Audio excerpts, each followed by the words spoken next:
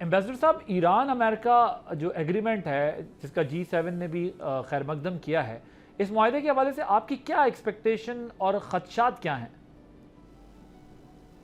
جی، آپ نے جو اچھا اس کا احاطہ کیا، دیکھیں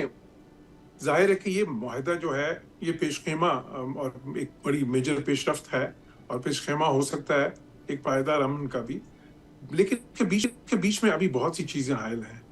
اب یہ ٹھیک ہے کہ ایک لمبا سفر طے کیا ہے اور بڑا دشوار تھا یہ سارا کچھ، اس میں بہت ہی نازک ترین مراحل بھی تھے، اور پاکستان کا جو کردار ہے پوری دنیا نے اس کو سراہا بھی ہے، پاکستان کی ڈپلومیسی کی وجہ سے ایک امن کی طرف یہ سفر شروع ہو رہا ہے۔ لیکن ابھی مسئلے کیا ہیں اس میں کہ اس میں جتنی بھی چیزیں ابھی اگری ہو رہی ہیں، کیونکہ یہ تو ایک فریم ورک آف انڈرسٹینڈنگ ہے، وہ ساری عبوری ہیں۔ اگر لیٹ سے کہ ان کو جو ایران کو جو ابھی ریلیف مل رہی ہے آئل ایکسپورٹس کی حد تک، وہ بھی عبوری ہے۔ جو ایران ابنائے ہرمز کھول رہا ہے وہ بھی عبوری طور پہ کھول رہا ہے۔ جو امریکہ بلاکیڈ ہٹا رہا ہے وہ بھی 60 دن کے لیے ہٹا رہا ہے۔ تو یہ ساری چیزیں جو ان سی، کیونکہ اصل جو مسئلے ہیں جس طرح نیوکلیر، جس پہ کافی ساری بات چیت بھی ہوئی ہے، لیکن ایران کی خواہش تھی کہ وہ جو ہے نا وہ ڈیٹیل جو 60 دن کی بات چیت ہے اس میں حل ہوں، اپ فرنٹ وہ نہیں کرنا چاہ رہے تھے۔ تو اسی طرح جو وہ چاہتے ہیں کہ اپ فرنٹ ان کے کچھ ایسٹ انفریز ہوں، کچھ تو ہو رہے ہیں لیکن بہت سے ایسٹس جو ہیں وہ پھر بتدریج ہونے ہیں، اور وہ ہیں انہی جو ہے نا اسی ویریفیکیشنز کے ساتھ انہی چیزوں پہ کہ جو وہ کتنی چیزیں مانتے ہیں، کتنی امپلیمنٹ کرتے ہیں۔ تو اس لیے میں سمجھتا ہوں کہ جو اگلا دور ہوگا بہت ہی اہم ہوگا، اور اس میں بھی پاکستان اور قطر میڈیٹرز ہیں، اور پاکستان کا رول جو ہے جتنا اہم ابھی رہا ہے اتنا ہی اہم اس میں ہوگا۔ اس میں بھی بہت سے نازک لمحات آئیں گے، کیونکہ اسپوائلرز جس طرح آپ نے بھی ذکر کیا، اسرائیل موجود ہے، اور پھر یہ صرف اسرائیل کی بات نہیں ہے۔ دیکھیں ہارڈ لائنرز ہیں دونوں ملکوں میں، یہ جو دونوں فریق ہیں میجر، امریکہ میں بھی ہیں لنزے گرام جیسے لوگ ہیں، پیٹ ہیگسٹ ہے، اور پھر ظاہر ہے کہ اس پہ بہت ساری کرٹیسزم کرنے کے لیے ڈیموکریٹس بھی ہیں۔ اب ایران کے اندر بھی بہت سارے ہارڈ لائنرز ہیں، ابھی بھی آپ نے دیکھا کچھ پروٹیسٹ بھی ہوئے، کچھ بھی ایسی آوازیں بھی آئیں پھر جس کے خلاف بولنا پڑا صدر پزشکیان کو بھی، اور جو باقی پریگمیٹسٹ ہیں ان کو بھی۔ تو اس میں اس لیے جو ہے نا میں سمجھتا ہوں کہ یہ ابھی بھی ایک بہت اہم مرحلہ باقی ہے۔ اگر ایک ہمیں ڈیوریبل پیس کی طرف بڑھنا ہے تو پھر اس کے لیے جو ہے نا ان دونوں فریقوں کو یہ ایک ون ون سچویشن کریٹ کرنی ہوگی، اور ایک بہت ہی جو ہے نا گیو اینڈ ٹیک اور ایک بہت فلیکسیبل ایٹیٹیوڈ کے ساتھ اس مذاکرات میں شامل ہونا ہوگا۔ بیکاز اگر وہ پہلے کی طرح برنکسمین شپ کی کوشش کریں گے، یا وہ جو ہے نا یا وہ کوئرسو ڈپلومیسی کی کوشش کریں گے، تو پھر معاملات جو ہے وہ بگڑ بھی سکتے ہیں۔ تو مس کیلکولیشن کی گنجائش ابھی بھی موجود ہے، لیکن ظاہر ہے کہ بہت خوش آئند ہے، بہت بڑی ڈیولپمنٹ ہے، بہت بڑی پیش قدمی ہے، بٹ آگے بھی چیلنجز ہیں۔ آگے بھی چیلنجز ہیں، اور اب بات ابھی آپ ایمبیسڈر صاحب کر رہے تھے جنرل صاحب کہ کنزرویٹو جو ہیں وہ ایلیمنٹ بھی ہے، اور اس کے علاوہ بھی کچھ ایلیمنٹ ہیں وہاں پر، CIA کی بھی کچھ ریزرویشنز ہیں، پینٹاگون پالیسی، یہ سب چیزیں بھی سب بڑی میٹر کرتی ہیں اس سارے پروسیس کے اندر۔ سو یہ جو امریکن ایڈمنسٹریشن کے لوگ خود بھی اس ایگریمنٹ کو کچھ اس میں کچھ ایمبیگیوٹی تلاش کر رہے ہیں، اس پر بات کر رہے ہیں، یہ کیا ابہام معاہدے کی کامیابی کے لیے انٹینشنلی رکھا گیا ہے، یا ابھی اور بھی کوئی ہرڈل ہے آپ کے خیال میں؟ نہیں، آئی تھنک ابھی تو بڑی ایوالونگ سچویشن ہے جی، اور to be very honest we are midway. معاہدے کی تو ہم بات کر رہے ہیں، ابھی تو اٹس اے فریم ورک جس کے اوپر یہ اگریمنٹ ہوا ہے۔ اصل چیز ہے جی جو ابھی ٹیکنیکل ڈیٹیلز آئیں گی، اسپیشلی نیوکلیئر کے کانٹیکسٹ میں، ہرمز کے کانٹیکسٹ میں، ریلیز آف فنڈز کے کانٹیکسٹ میں، یہ چاروں، اور اب اس جو ابھی جو وار کا امپورٹنٹ جو سب سے ویک جس سے وار دوبارہ شروع ہو سکتی ہے یا اسکلیشن کی طرف جاتے ہیں، وہ جو لیبنان ہے جی، وہ اس سے لیبنان کو الگ نہیں کیا جا سکتا، اور وہ پوری آکوپیشن کو کہہ رہے ہیں کہ جی وہاں سے ختم کریں۔ اسرائیلیز جو ہیں وہ آلریڈی ایک پوزیشن لے گئے ہیں کہ جی ہم ویسٹ بینک کو تو خالی نہیں کریں گے، ٹھیک ہے ابھی تک انہوں نے وہ دیر از اے سائلنسنگ آف گنز، لیکن ویسٹ بینک سے نہیں نکلیں گے تو کیا کریں گے؟ تو آئی تھنک اس کے اوپر بھی کافی ٹیکنیکل چیزیں رہیں گی، بٹ گڈ تھنگ از کہ پریزیڈنٹ ٹرمپ اس جنگ سے باہر جانا چاہتے ہیں۔ گڈ تھنگ از کہ جو نئی لیڈرشپ ہے، جس سے زیادہ خوف آتا تھا ایران کے اندر، جس طریقے سے ان کے ینگسٹرز ہیں، نئے لوگ آئے ہیں، نئی لیڈرشپ ہے، اور وہ زیادہ شاید ہاکش ہوتی، لیکن ان کے اندر بھی کچھ ایسی آوازیں پائی جاتی ہیں جنہوں نے سجیسٹ کیا اپنے سپریم لیڈر کو کہ جی آپ یہ ڈیل لے لیں۔ ہمیں یہ ڈیل لے لینی چاہیے while keeping the future of Iran. تو دونوں طرف ماڈریٹس بھی ہیں. ابھی تک تو دیکھیں جو ڈپلومیسی اور ڈائیلاگ کے حق میں جو لوگ ہیں وہ پریویل کر رہے ہیں, اس پہ کوئی شک نہیں. But considering mistrust, considering the history, اور سب سے بڑھ کر the spoiler and the ingress of spoiler, I mean Israel کی جو انگریس ہے inside the United States, یہ جو ابھی آپ بات کر رہے ہیں اسٹیبلشمنٹ کی. ابھی دیکھیں نا پریزیڈنٹ, ایک چھوٹی سی مثال آپ کو دیتے, پریزیڈنٹ ٹرمپ کہتے ہیں کہ جی اگر امریکہ نہ ہوتا تو اسرائیل جو ہے دنیا کے نقشے پر موجود نہ ہوتا. اور اس کا جواب وہاں سے اسرائیل تو دے ہی رہا ہے, لیکن جو امریکہ کے ایمبیسڈر ہیں وہاں پہ حقبی, وہ وہاں سے جواب دیتے ہیں کہ امریکہ کو یہ بھی سوچ لینا چاہیے, کو پتہ ہونا چاہیے, تو یہ بات کر رہے ہیں کہ آج اسرائیل دنیا کے نقشے پہ نہ ہوتا, کہ اگر یہ جوئش اسٹیٹ نہ ہوتی تو شاید امریکہ بھی ایسا امریکہ نہ ہوتا. تو وہ یہ بھی وہی امریکن ہیں جو وہاں پہ ریپرزنٹیشن کرے. تو کہنے کا مقصد یہ ہے کہ they have deep rooted established contacts ہیں ان سائڈ امریکن اسٹیبلشمنٹ بھی ہیں, پالیٹکس میں بھی ہیں, everywhere they are present. وہ ہوپ کر رہے ہیں کہ شاید وہ پریویل کر جائیں اور یہ معاہدہ سبوٹیج ہو جائے اور یہ ختم ہو جائے اور پھر واپس ہم اسی طرف چلے جائیں. بٹ تک to be very honest leaks بھی آئی ہیں, بہت ساری چیزیں آئی ہیں. Let's wait for Friday, let's see باہر کیا آتا ہے. But they both want to get out of this war. Okay ambassador صاحب, یہ پاکستان نے پس پردہ جو سفارتکاری میں بڑا امپورٹنٹ رول پلے کیا ہے, اور پاکستان کی جو انٹرنیشنل امیج ہے اور جو ایک ڈپلومیٹک پوزیشن ہے وہ کتنی اسٹرینتھن ہوئی ہے اس پروسیس میں. اور ابھی جو خبریں آ رہی ہیں جس میں ظاہر قطر پاکستان دونوں نے رول بڑا امپورٹنٹ پلے کیا, لیکن پاکستان کی لیڈرشپ کا اس انڈرسٹینڈنگ میں, اس ایگریمنٹ میں بڑا امپورٹنٹ رول ہے. یہ how do you analyse this, اس کا کیا امپیکٹ ہونا ہے فیوچر میں؟ جی بالکل, اس میں تو کوئی شک ہی نہیں ہے. اور دیکھیں قطر کا رول تو پھر آخر میں آ کے زیادہ نمایاں ہوا ہے. پاکستان کا رول تو اس وقت سے ہے,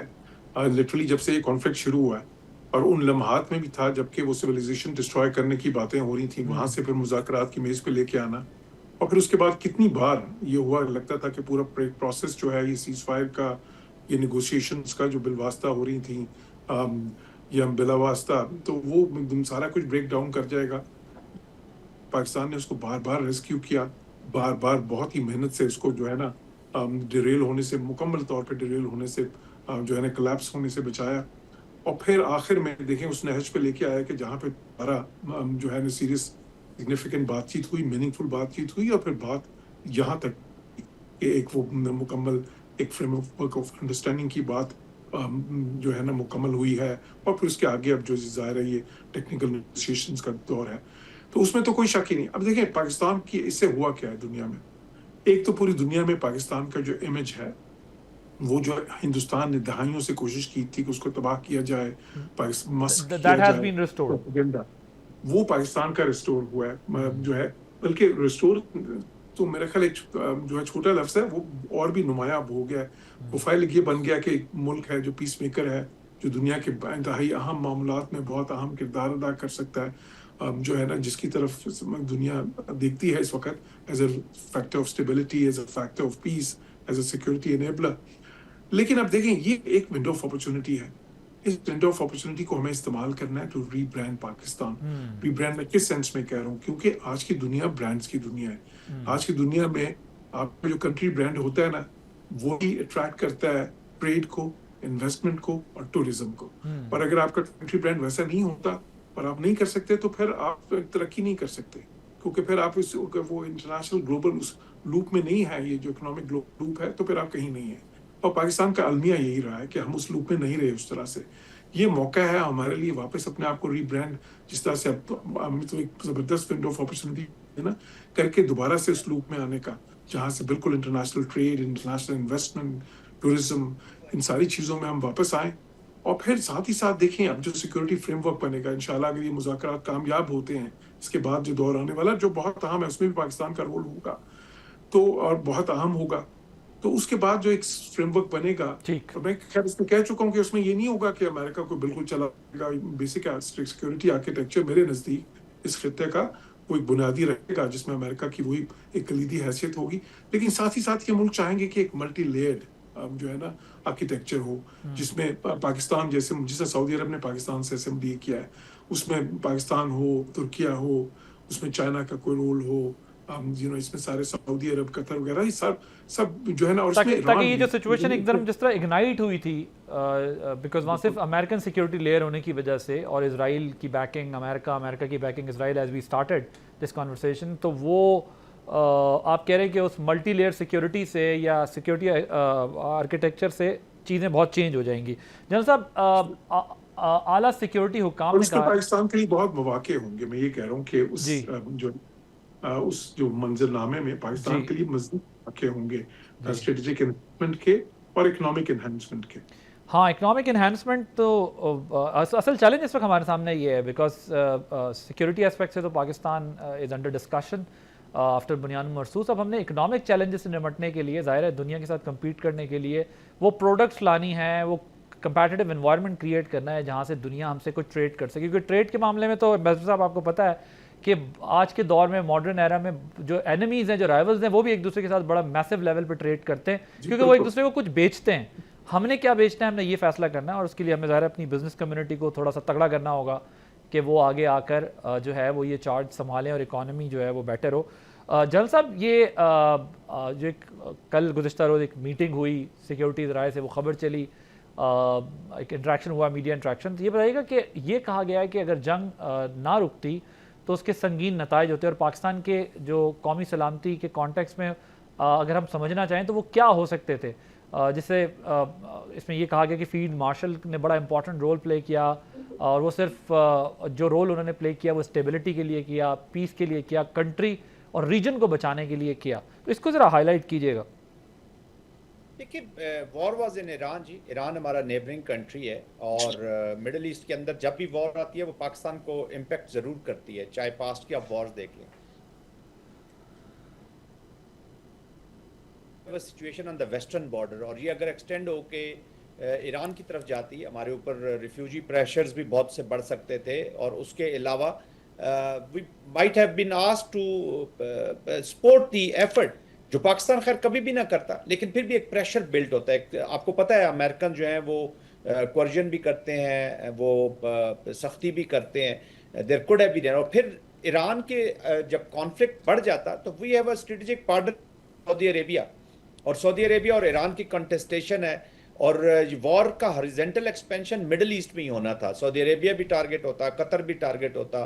तो एक सीरियस सिचुएशन क्रिएट हो सकती थी कंट्रीज लाइक पाकिस्तान के लिए जी। तो और उसके बाद जैसा मैंने आपको बताया कि we have a situation, borders के ऊपर हमारी सिचुएशन है। अब अगर यहाँ से वॉर यहाँ से निकलती है तो एक्चुअली आपने